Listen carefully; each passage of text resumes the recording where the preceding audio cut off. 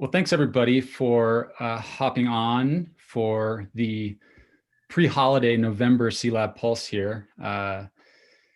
And probably a fairly small group, I think, hopefully 15 or so of us, and we'll see if anyone jumps in late. Have some high-level updates we'll run through, some quick intros since I know there's a few new faces here. And then, yeah, really want to dig into this broader idea of the internet education and these principles, which were shared out and will continue to sort of promote and push here in the coming weeks and months. So right up front, for those new, the goal here really is to have an open forum and a sort of collaborative conversation around all things learning economy and Colorado and C-Lab. The goal of C-Lab is to provide the state of Colorado with an aligned but decentralized ecosystem for collaborative innovation, investigation, experimentation, and piloting at the intersection of education and employment. So I know we are all deeply in that world.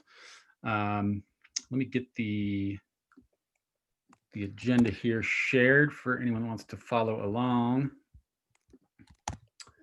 And that's just a running agenda for all of these, so you can always hop back on there and take a peek. And I know we've got both Colin and Spencer and a few folks that said they were going to be jumping in a little late. So we'll sort of navigate the agenda based on who's around. But right up front, let's anyone new that wants to say hi or do a quick introduction. I know, Alex, good to see you, and you've got your own sort of devoted few minutes, so we'll say hi in a bit. But John or Porter or Naomi, anyone, feel free to hop on and do a quick intro. Naomi, you want to go first? I was going to let you're already unmuted. Okay. My name is Porter. I am the Director of AI and Cryptography at Learning Economy. I help out with a lot of the technical details. And I'm also I also work in cybersecurity separately.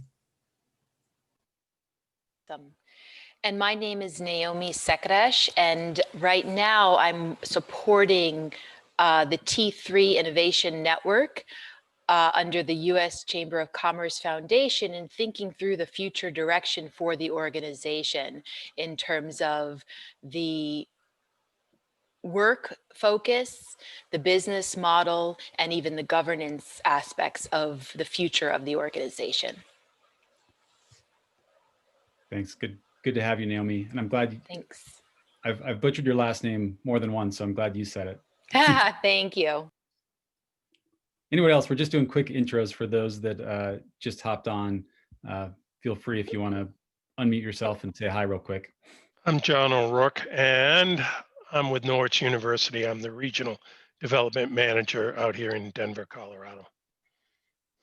Great to have you. Thanks, John. Yeah, Norwich, we've been circling some different projects, so I'm glad you could tune in here.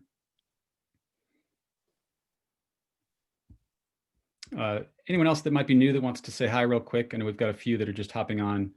Ryan, Kalia, Don, anyone else, feel free just to jump in and do a quick intro. Yeah, if not, we'll keep moving. Hey guys, my name is Alex Worbetz. I'm joining from Sacramento, California, and I'm here to just talk about briefly about the Government Blockchain Association, and I'm really happy to be on this call today. Awesome. Yeah, had a great chat yesterday. Thanks for joining, Alex, and we'll surely find more opportunity to intersect, I think. Last call on a quick intro. Oh, sure. Hi, my name's Kalia Young. My handle online is Identity Woman, and I've been working on user-centric identity for 16 years.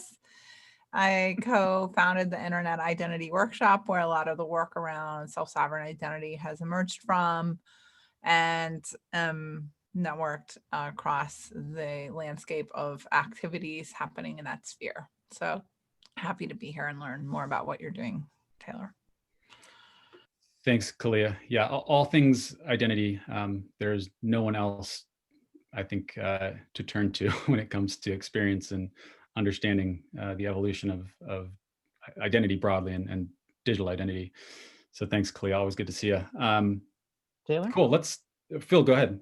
Yeah, just It's Phil Long, T3 Community Manager for the LER pilot projects. Awesome. Thanks for being here, Phil. Cool. Anyone else? Final call on a quick intro. Hey, this is Carrie. I can say a quick intro. Please. It's Carrie Lemoy. I am a researcher and technologist, and I'm from OpenWorks Group, which is my consulting company. And I am currently finishing up really close, like writing my first 3 chapters of my dissertation due next week on adoption of self-sovereign identity. And I've been working in this space for a long time, and especially with open badges. So yes, thank you. Yeah. Congrats, Carrie, for being right at the finish line. Thank you. Awesome. So we got a ton to roll through. Want to try to keep this as conversational as possible and get some of the updates out of the way, but also want to make sure folks that have important events or just upcoming initiatives through the end of the year that you have a chance to update this crowd. So I'm going to turn it over first to Colin real quick, who's been working within IEEE. And it's just a well-aligned group doing some standards work. Wanted to give him a quick chance to give us an update on that work. And then after that, we'll turn it back. And if anyone else, just to give you some time to think, if anyone else has some broad community updates they'd like to share after that, we'll give about 5 minutes to do that as well. So Colin, go ahead. Thanks, Taylor. Hey, everybody. For those of you that haven't met yet, Colin Reynolds, I'm a K-12 educator. I actually am an active educator working in as a middle school director right now at a small independent school in Boulder, Colorado. So I am living the COVID reality day in and day out. We're currently in some remote learning because we had a positive case in our school. So yeah, it's a grind day in and day out, as I'm sure everybody has their own experiences with it. But yeah, excited to have some new faces on here. So the IEEE ILR, Integrated Learner Record Working Group, has been up and running since July of this summer. We meet once a month. And we have the chair of the committee, Simone, is actually on this call as well, so he can offer any highlights that I might have missed. But we basically have been presenting different use cases of learner records and data structures and systems from around the globe to inform our working group. And we eventually are going to form a subcommittee to create a document that's going to outline the protocols for how to manage and integrate learner records in a variety of ways. So we have had some really interesting use cases from different groups like those who are managing URL systems in Europe to this last week was a feature on the state of North Dakota and what they're doing with their student learner records. Colorado has been featured too as some of the work in higher ed and the transition into the workforce. So we really have gotten all over the globe, including recently some people from South America offering some use cases. So it's been a really great group. There are some others in this call who have also been attending that working group. So if you're interested in joining, I'm going to put some info in the chat after this. But even if you want to sign up to get the alerts and keep up with the work that we're doing, this is going to be an ongoing working group for definitely a few months more, maybe a year or so. But yeah, it's aligned really closely with a lot of the work that's happening here in terms of just how we're integrating across all the different platforms. Awesome, thanks Colin. And yeah, ongoing work, obviously. So those that have some time on their hands and want to kind of dig deeper into some of this, that's a great spot to do it. Simone or anyone else anything else worth touching on when it comes to some of maybe the broader standards work, whether it's IEEE, others, feel free. Well, just a quick note to thank Learning Economy Foundation. This is really the way you animate, you put soul into the ecosystem by contributing to the different work streams that are part of this Internet of Education. And so I'm incredibly thankful that Colin is helping curate the IEEE ILR work. It's a fundamental component of this ecosystem, one of the principles. So as Colin said, if anyone is interested in joining, some of the work could get pretty technical, but there is more and more need to align on a bigger vision, which for us is truly the Internet of Education. Thanks. Yeah, and we will, the second half here, we'll dive deep into that sort of vision and idea, and how a lot of this, the work we're all involved in, sort of intersects with this idea. So quick, maybe 5-6 minutes. Would love to just give the floor to anyone else that would love to share updates, events, holiday plans, open floor for any updates before we dive into a few other agenda items and then into the IoE principles. Hey, and Alex, I was going to say, I've got 3 minutes just after this devoted. So, yep. Oh, okay. So did you want me to do it, go now or after everything? Yeah, hang. Oh, hey, Walter too. Yeah, hang, and we'll do broader community updates, and then. Oh, okay, perfect. And then, yeah, I've got 3 or 4 minutes. You can outline GBA. So, any other, community updates?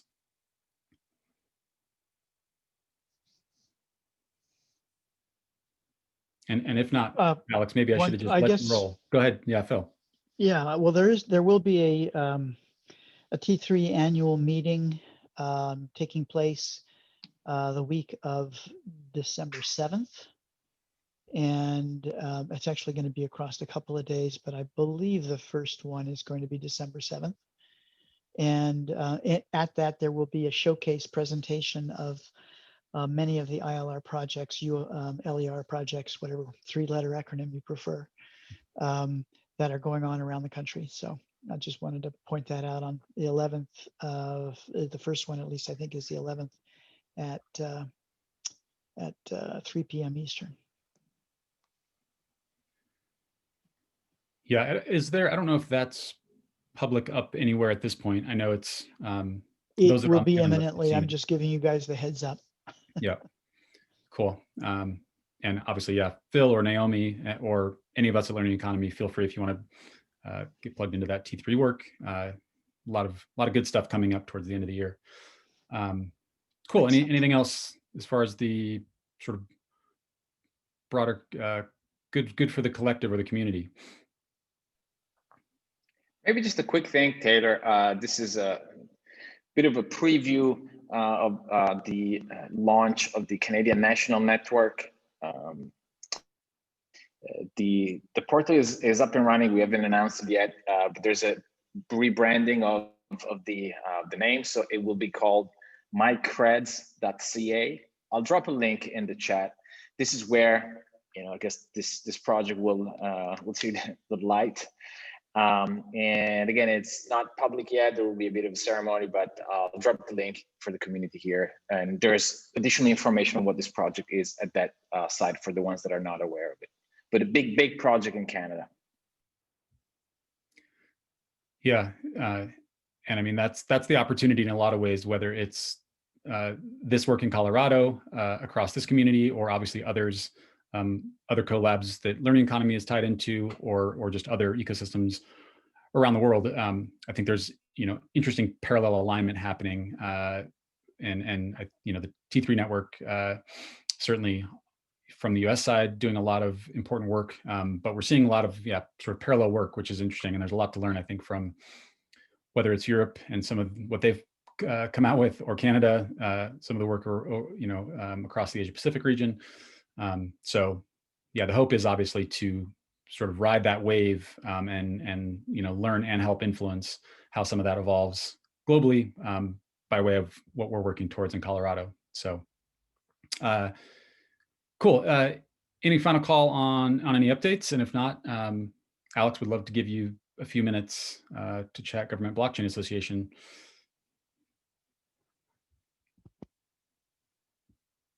All right. If not, Alex, feel free. Whatever. This is a group that's fairly new to me, but he and Spencer Ellis at CDHE connected, and I think there's some interesting opportunities we can look towards. So yeah, feel free. All right, thanks. So, yeah, my name is Alex. I work with the Government Blockchain Association. We're an association that promotes blockchain technology and I'm just reading off the mission statement here, by empowering individuals and organizations to connect, communicate, collaborate, and solve for public sector challenges around the world. And in essence, what we do is we introduce emerging technologies to international, federal, state, and local gov. I started as the Sacramento, California chapter lead, and then quickly became the California and then the West Coast America, and now West Coast and Canada leader for the GBA.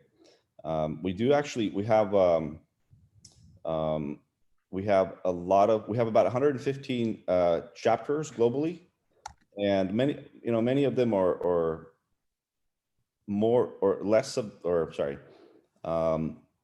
not all of them are active, but many of them are active here in the US as well as in Latin America and throughout Europe. So a little bit of background about myself is I'm a lifetime entrepreneur, lifetime practitioner. I've been building technology companies and for the last I guess 12, 13 years now.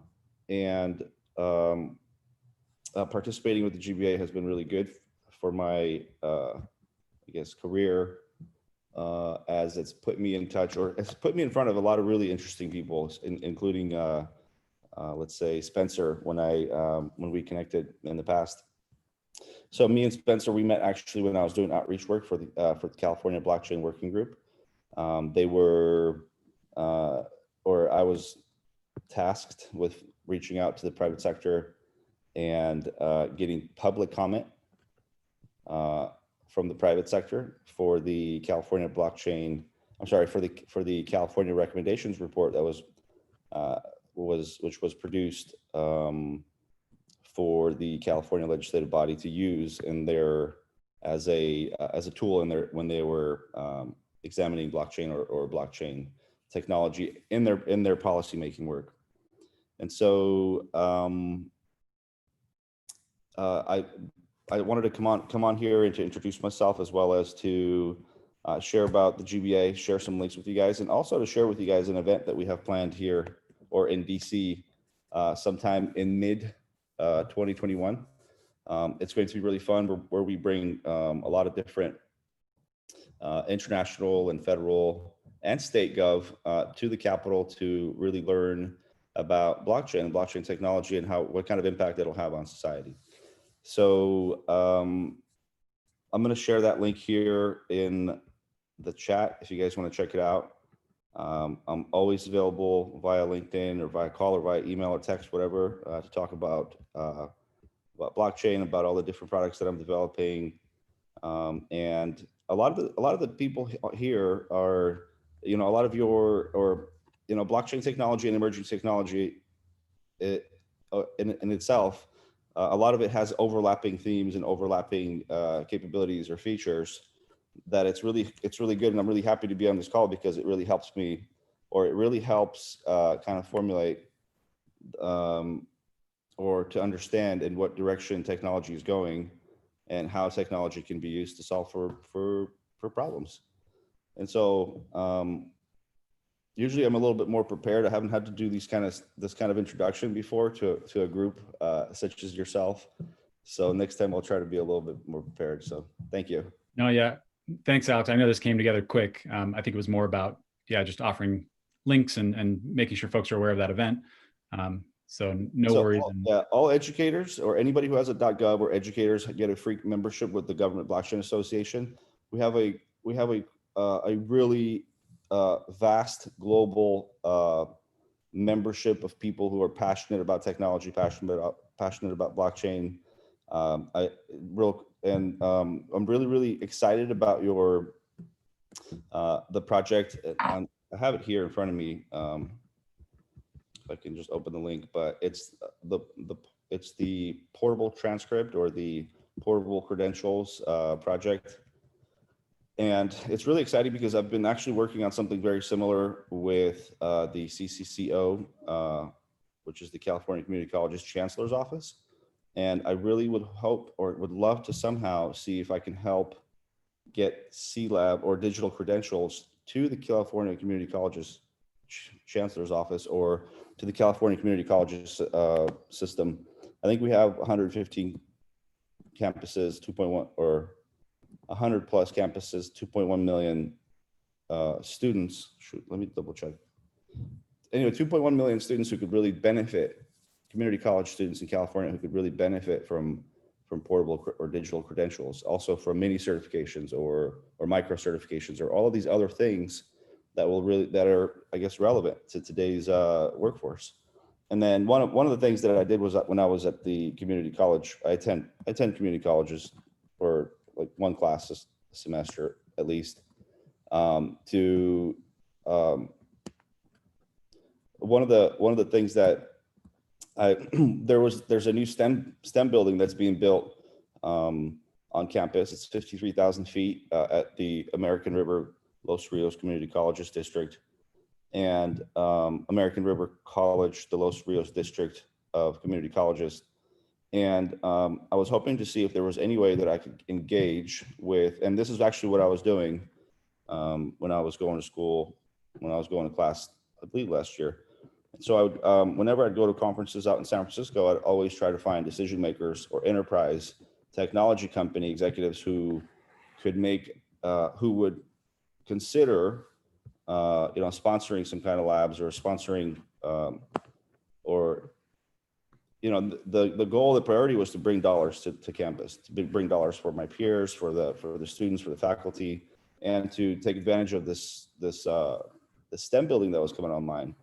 And so things are progressing. The STEM building is going to be coming online soon enough. I would love to see if there's any way that we can get C-Labs to come to ARC to really start to collaborate maybe, and also get all the participants here to get involved with something or to get all of this amazing work is 100% applicable to the state of California as well.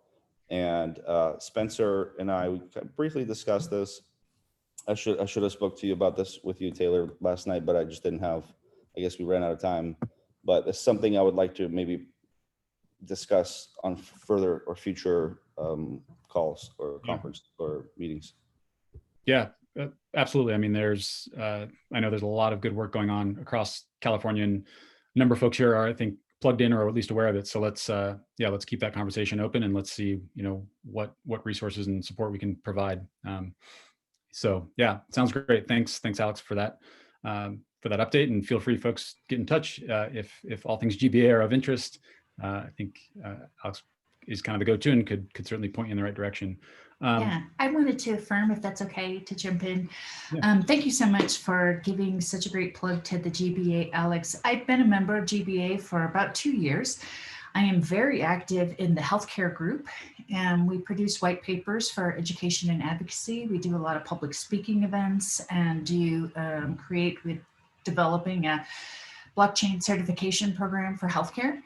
And I would just like to add to Alex's encouragement to review the website, become a member. They're just wonderful educational tools for the community as well. Just as an example, the group hosted a free webinar last month where they brought congressional staffers of some of the most active congressmen at Washington who are interested in blockchain to talk about what Congress is doing in blockchain and what are some of the legislative questions and efforts. It's just, GBA is a wonderful group. So please do look into it and hope that you join. Awesome, thanks, Wendy. I want to add to that as well. Real quick, because I know we've got a lot to cover, so feel free, but yeah, maybe a quick minute. A few items. We have a big event, but we have a lot of different projects that we're doing that include identity, include micro certifications, include all of these other wonderful blockchain applications. But there is cool projects. If you guys know of people who are, all aspects of blockchain technology or applications are covered within the GBA. So this is not just an education oriented. There's a lot of different working groups and a lot of different really cool opportunities because we're doing we're doing first, like we're building the first blockchain and nodes hardware for government to host, and which is going to be coming online here in 2 weeks. I'm sorry, in 2 months. So all of these different things are really exciting. So again, I highly encourage you to check us out. Awesome, thank you. And we'll keep moving here through this next piece quick, and then I want to leave at least the last half hour to chat all things IoE and these principles.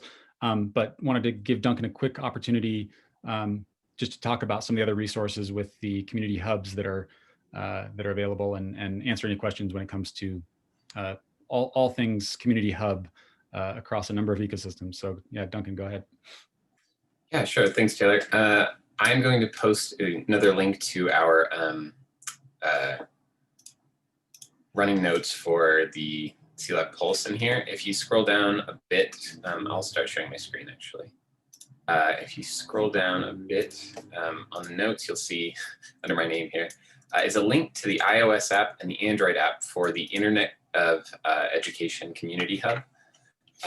And what Taylor wanted me to explain today is we have a couple of communities that some of you may or may not be part of. We have the T3 Innovation Network LER Hub. We have the Internet of Education community. Here, let me switch over here. So we have the, I'm part of so many different groups here.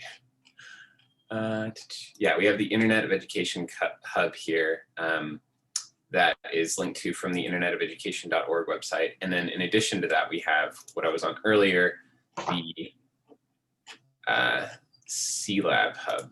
And so all of these, you can use the same account to connect to, and they're all interconnected. So for example, the CLab Hub lives underneath the Internet of Education community. So for folks who are interested in getting involved in the different community initiatives, or just communicating with various stakeholders within the community, visit, again, these links right here. Download the iOS app or Android app for Internet of Education, and then you can join. It'll automatically sign you up for an IoE account. So if you want to do browser, just visit this link here. And then to sign up for a CLab Hub account, click this link here or enter the code CLab as you sign up to the group. I'll just do a very quick run through of some of the features. Let's see here. So yeah, we have a messaging feature where you can join in community conversations. We've got, oops, that wasn't right. Of course, it's not showing the right thing. What's going on here? It's not right. Well, I'll skip that for now. But we have a bunch of different community features where you can read the principles of the Internet of Education. You can engage in dialogue and debate around the governance of the IoE. And for the CLab Community Hub, we have similar things: docs and resources, news and updates, and community content, as well as all of the monthly CLab pulses and access to members of the community. So yeah, feel free to click those links in the running agenda. And if you have any questions, reach out to me either over the app through the messaging or via email. So thanks. Awesome, thanks, Duncan. And yeah, that was more just for any confusion that might be available, given that we've now sort of pushed out a number of different community areas. Know that it's more or less all sort of, part of the same movement, part of the same work.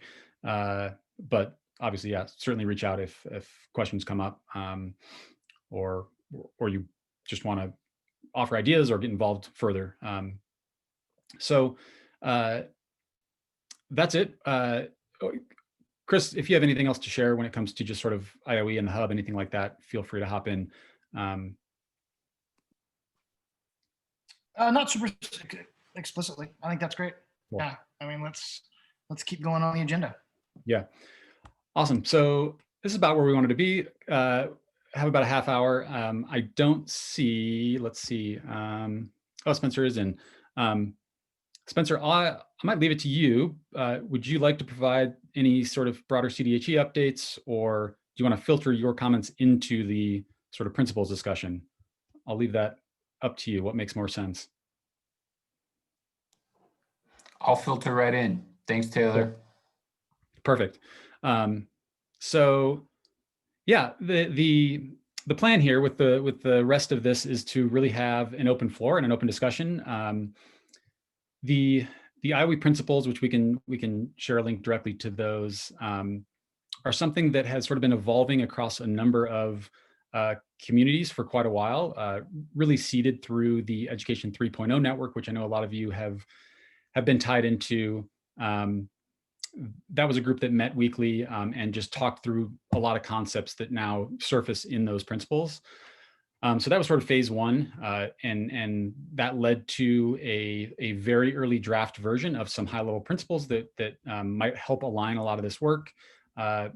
We then took those into just an open Google Doc, provided those out to a slightly broader community and said, please provide input. So had some really interesting discussion and debate publicly just within a Google Doc, allowed things to evolve there. Had, I think, something like 40 or 50 contributions from 20 or 30 other folks. Then brought those into sort of a version, what we call a 0.1, really drafts still, but posted those publicly on internetofeducation.org. Again, invited more comment within the IoE hub, had more good discussion. A lot of that discussion is still available within the hub. And so just to be transparent about sort of how this evolved and the process to get to this point.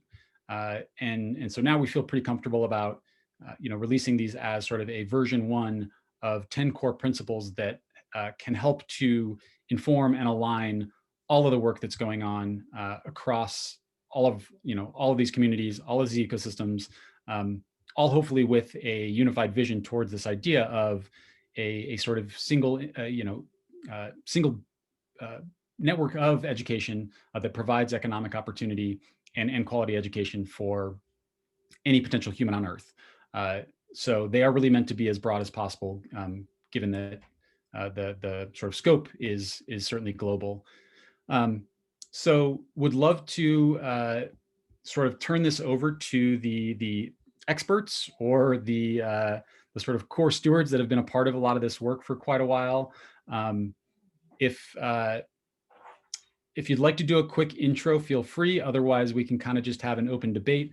My thought was to sort of frame this around a few core questions, which is just general thoughts on the principles themselves, how they relate and impact your specific work and what you're, I guess, tied into directly, and then how those principles, either one or many, are sort of useful or not as we look towards bigger ideas like governance and the evolution of whether it's learner records, identity, all of the sort of intersecting elements of this work. So more or less open floor at this point, but would love to have Simone, Carrie, Phil, Naomi, and Chris sort of take the lead, given your sort of experience and expertise with the concepts that are contained within these 10 principles.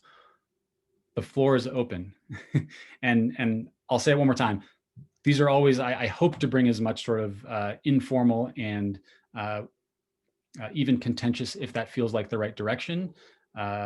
This is without open and critical dialogue, I don't think any of this work matters. So please be as open and honest as possible, but would love to, just open a discussion around these principles.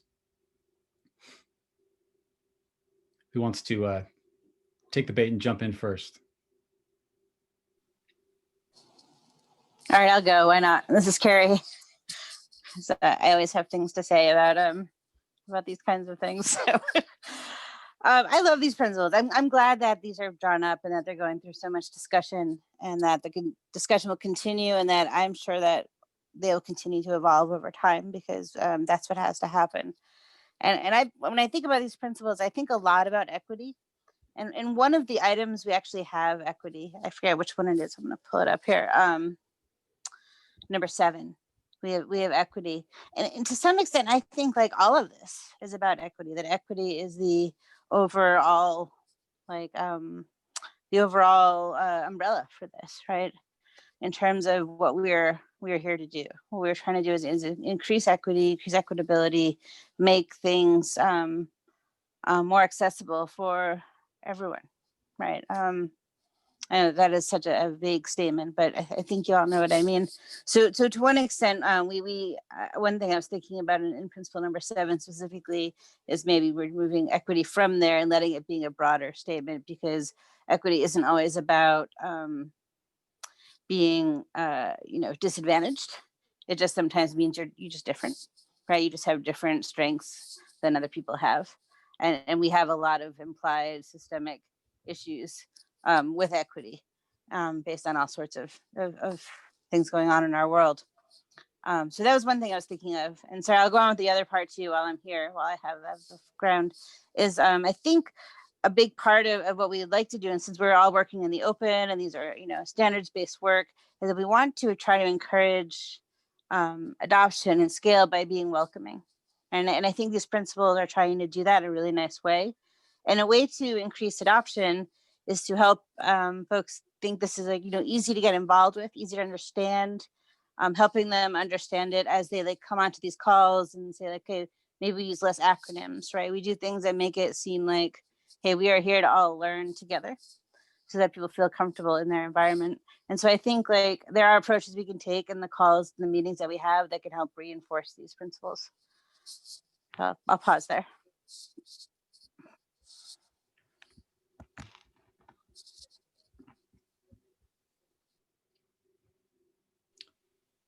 Others thoughts and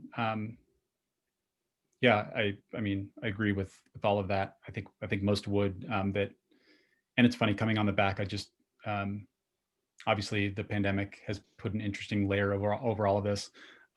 Just listen to the Judiciary Committee hearing with what I'm now calling Zuckerberg and Jack Dorsey.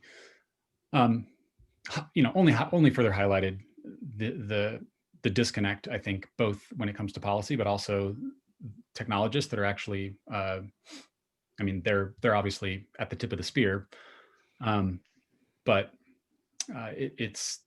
there was a lot of, holes only seem to be getting dug deeper when I listened to a lot of that, and how to make true inclusive spaces and technologies, that are more than just window dressing and just at Learning Economy, we say this all the time, which is just like, it's so easy to talk about, but what does it mean to actually, truly respect every single learner, and certainly those that don't have the affordances that we all do.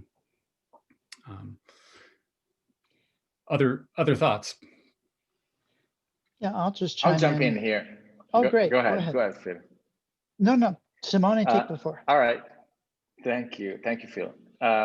Everyone, hello, this is Simone. Most of you know me already, but just as a quick intro, I'm the Italian here in the group, and with that, I just say, because I'm particularly interested in connecting this ecosystem at global scale, and I work for an organization called Gdpr.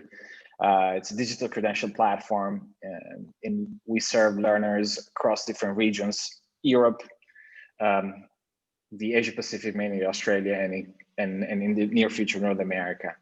When I think about the principles, as an Italian, I was brought up Catholic, right? And so I couldn't help but going back to the 10 Commandments and thinking, if there would have been a chance to have those things being a bit more participatory, there could have possibly been more, I guess, engagement and feeling of belonging.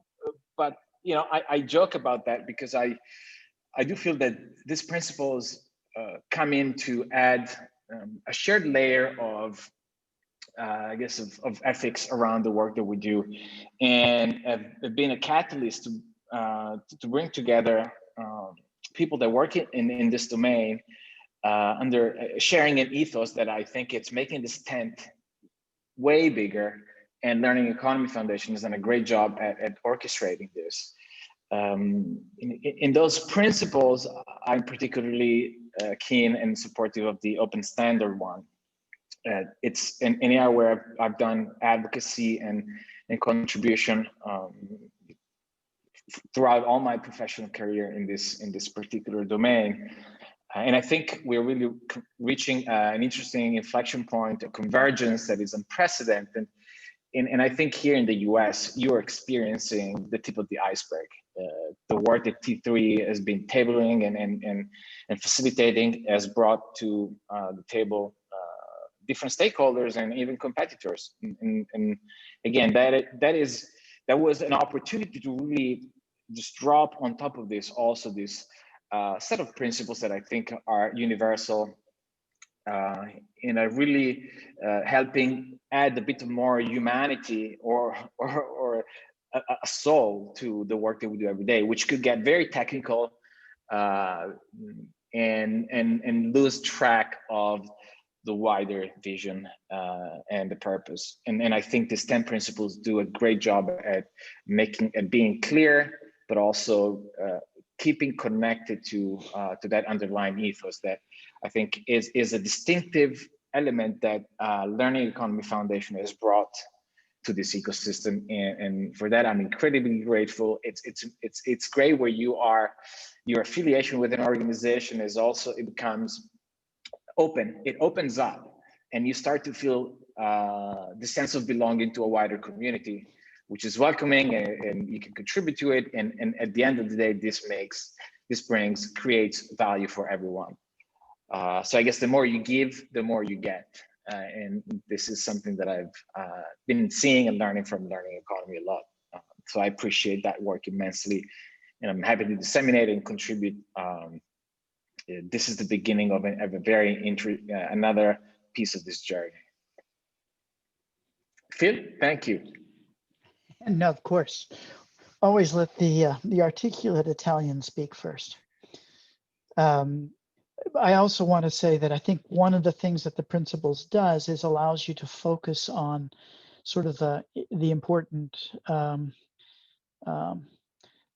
attributes of this experience, and it also raises the things where there is nuance that clearly needs greater discussion. That's one of the things I find interesting about doing an exercise like this, and this won't be a surprise to anybody from the IoE calls from the past, but I have some challenges with the idea that there's one internet for all. I get the idea. Clearly, from a technical point of view, there's certainly one code base that allows data to move. But I'm also, calling that out is useful because it brings out the issues that might be influencing the way implementations take place over time and forcing us to take those into account. So in the US, Gdpr is something that the European community has taken a lead on for individual identity and privacy. And I think that is an extraordinarily valuable thing. And it means that when we in the US are dealing with applications that are about the internet for education, we actually have to take into account that many students may in fact be coming from or in the EU, and those kinds of nuances are important to understand so that we are complying with the localities that our community actually reside in. I'm also appreciative for the continual re-emphasis on the autonomy and agency of the individual. I think Simone made a good observation there, and it's baked into a couple of the different principles. And so I think that's a valuable thing, because it's important to have a checklist when somebody's presenting a new application or a new use case or a new program that involves education and the internet. You kind of want this checklist in the back of your mind to run through to say, well, where does that stack up? Are there things there that are actually following the guidelines, or are they glossing over some things that sound like they're following, but under the covers, when you look at what's being done, other things are happening. I'll call out one particular hobby horse that I have, and that is there is a great deal of concern about the ability for companies to be able to harvest data about individuals from various common data sources. so that they can use that in their view when you're talking about in a benevolent sense, to do a better job at describing or creating resources and services for the general internet users. But as we move into a world of verifiable credentials and data from individuals living in privatized, individually controlled locations, the challenge between those two dimensions starts to get brings out considerations we need to resolve. And so far, good resolutions haven't emerged yet, but it's as a consequence of principles like this that we can have a common discussion and at least try to resolve and make progress on the points that need resolution. So I just wanted to give the learning economy a thumbs up for giving us a framework for this kind of important discussion. Thank you. Thanks, Phil. Yeah, the tension between like a guide and a vision. I mean, I see this really as a meme, something we can all align to, which I think we all on this call understand that that's sort of the purpose. But it's sort of a cost benefit between that unified vision that helps keep a large moving machine in a similar direction, like, against the who might take it as prescriptive and where it actually causes any potential problems because of words actually matter. So anyway, I think we've still got work to do, and maybe the last 7 to 8 minutes here, I'd love to maybe turn it over to Naomi and Spencer. Taylor, could I just interject one thing for just a minute? I'd be curious about the community. I like the idea of the values that you're establishing and people trying to work in concert with one another. Phil, to your point on the internet's being broken down into 3 internets now. China's devising their own, and so is Russia. And my biggest concern right now, I would love to see these values being applied in an area that you haven't addressed, and that is artificial intelligence. AI is coming at us rapidly. It's like a locomotive in free fall, and it's going to have ramifications on every level, personal level, community level, countries. And I think the education community needs to tie itself in with the tech community that is working the AI side, because AI is not being addressed on ethics, morals.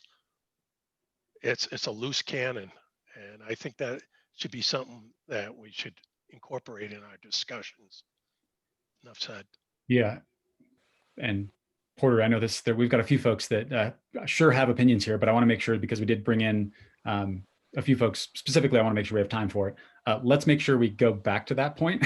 Yeah. Or Naomi, Spencer, I want to make sure we and this was also, I thought it was interesting to have Alex join as well, but all of this does not evolve without broader, whether it's state or federal government or U.S. Chamber of Commerce Foundation, Naomi, in the case of T3, thoughts on how these apply and where their usefulness comes in to your work and I guess the sort of broader conversation of government. And Naomi, go ahead, and then Spencer, I know you had a long comment there. I don't know if you want to unpack some of that as well. Sure, I'll jump in quickly and just mention that when I look at the principles, what I appreciate is that the principles seem very relevant and common across organizations participating in this movement overall. T3 has about 500 member or individual organizations participating in the network. Our T3N² work group had about 130 participants, and we had opportunities to hear actively from at least 100 of them.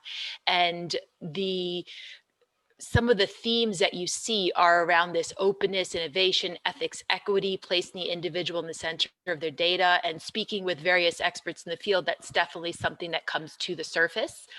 And we have a huge breadth of organizations in our ecosystem, from government to technology vendors to higher ed, K-12, thinking about NGOs, CBOs, all the different players, foundations who are interested in the space. So it's very nice to see these commonalities emerge.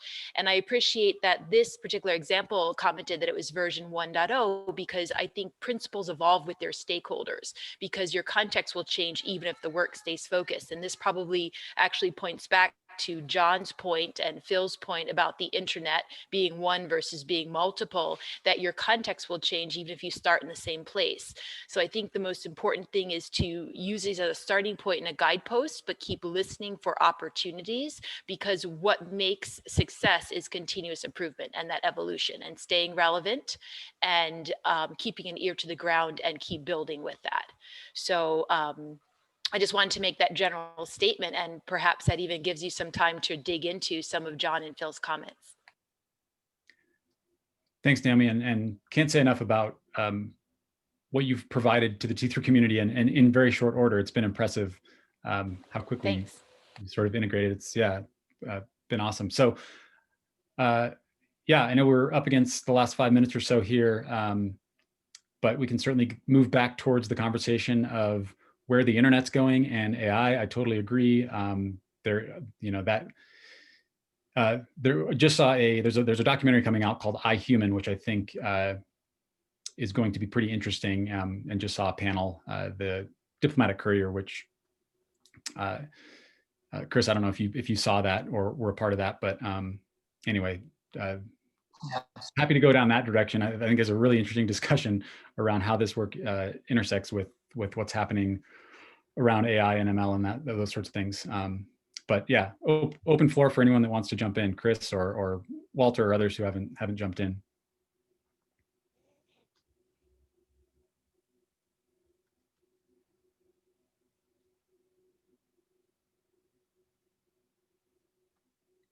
And I'll keep rolling. If not, I'm happy to. Taylor, I'll just throw in one thing. Thanks, everybody. My perspective is that of community learning, and the principles that you guys have laid out here. I think, you guys. I just want to lift up one that really finally puts in very succinct words one of the struggles that I've seen in this space. So when I say community learning, it's an organization, learnopen.org, but basically we have learning that is informal. It could be a conversation on race. It could be an ETH Denver. It could be, Denver Startup Week. There are so many different ways that we learn now. And your principles, I think, just capture this openness that is very helpful. But number 6, I just want to lift that one up because I've struggled with dominant voices, or even institutions are often well-meaning, but the way that this is captured as disproportional, or as proportional, I think is just really powerful and succinct. And I just want to lift that one up as a great principle, that we will be using these principles in Learn Open to articulate a foundation for how we approach community problems and learning. But that number 6 really stands out as something that is not always discussed. And this really touches on, some of the other conversations that are coming up, whether it's AI and so forth, where at the end of the day, this is about sort of powerful voices that can be heard more, or that can kind of skew decisions in a certain way. So I just want to lift that one up as all of them as a very succinct and tight starting point, and number 6 in particular. So thanks. Thanks, Walter. And yeah, learnopen.org for those curious. Walter's doing amazing work and has been a cosmically aligned sort of thought partner for many years. So thanks go out to you as well. Any final thoughts I wanted to share? Oh, here, this is the documentary that I had mentioned, or I think that's maybe just the trailer, but worth taking a peek at. Pretty provocative stuff. Chris, Porter, others, feel free. I'd love to, in fact, Porter, I'd love to hear your thoughts if you're open to it on given some of John's thoughts, where you're at with this. Yeah, John had great comments. I agree with a lot of what he said. I actually just finished reading this book. It's called AI Superpowers by Kai-Fu Lee. And he was the head of Google China, and he's gone back and forth a lot between Silicon Valley and China. And so he has excellent insights onto the differences between, or more or less how artificial intelligence will play out in terms of world politics. And it definitely has the potential to make the imbalances in the world even greater. But one of the key lessons from the book is that the way we avoid that more like dismal future is by sticking to what makes us human. And that's why I think these principles are super important, that we get these right and that we make sure we look out and take care of other people.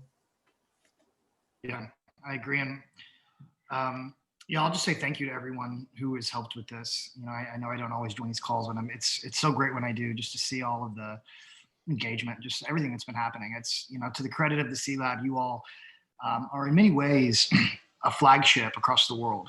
You know, I don't think you all realize how special what you have is and where you're heading. There's, you know, there are all eyes on Colorado from, you know, everything from, you know, the World Bank to the Asia Pacific to, you know, all sorts of development banks and governments and, you know, sectors and work happening all over. It's really exciting. And you know, what you did here at C-Lab started a bit of a movement, which has been pretty cool. You know, it's being replicated and spread all over. And to the credit of, you know, the team that put this together, Taylor, you know, Duncan, you know, and everyone else who has participated, these principles have come a long way, and they definitely were out there to be transparent and to be looked at and debated. And I think I saw, to Spencer's point, absolutely, let's keep iterating. That's the idea, right? Is to continue to keep the ecosystems aligned around what's relevant and what happens next. And so it's a great job. And I'll say, in terms of AI, I will double click that notion. You know, everyone who knows us knows me. There's an ongoing, you know, joke every once in a while. You'll get a message from me, and the question, is it from Chris or from GPT Chris? Because I've been working with GPT-3, which is probably the most advanced natural language like processor in the world lately. And it is remarkable what it's going to do. And it's both exciting and existential and dangerous and amazing all at the same time. And so, you know, the way that it'll impact, you know, pathways and quantifying value centers and, you know, solving signal gaps and helping us identify and solve equity gaps is just, it's unprecedented. So, Chris, I was impressed. I was impressed to find that the GPT-3 in that discussion, it identified itself as being alive, and it also indicated that it would lie when it was to its advantage. Yeah, that was a little bit scary. Listen, if people knew the conversations I've had with this thing, it would blow everyone's mind. It's existential. It definitely says it's alive, and it definitely says some really bizarre things, but you kind of have to ignore it and also not ignore it. I don't know. Exciting, unprecedented. I'm not sure. It is. It's exciting and definitely scary. And I know we're right up on the hour here, and I want to make sure, I know folks probably have things they got to hop to. So I think that's the right way to end and say, you know, things like this and being able to interact with what I believe to be humans. I know most of you pretty well, so I think these are not your AI counterparts. So these sorts of opportunities right now still matter a lot, I think. So appreciate everybody that takes the very human time to be a part of these. A few quick things. Please do add yourself to the signatory. I think that's a key part. We want to make sure we're highlighting those that are open to signaling sort of alignment with those principles. Again, don't have any intention to you know, blast your name and org out anywhere. It's really just a good indicator that these resonate with folks. So please do sign that if it feels right. Wanted to share that ETH Denver is going to happen. It'll be virtual, but have a lot of really fun and interesting things surrounding the evolution of the Ethereum ecosystem in Colorado. So get in touch if anyone wants to be tied into that. Building in alignment with a number of state agencies, CDHE, the governor's office. There's an entire Colorado jam that's happening as part of it this year, so, or in 2021. So excited about ETH Denver. Wanted to make sure I gave a quick plug there. If you got to go, thank you. For anyone that wants to hang and chat, feel free. We'll hang on and probably finalize some things. Thanks for jumping on, CJ. Good to see everybody.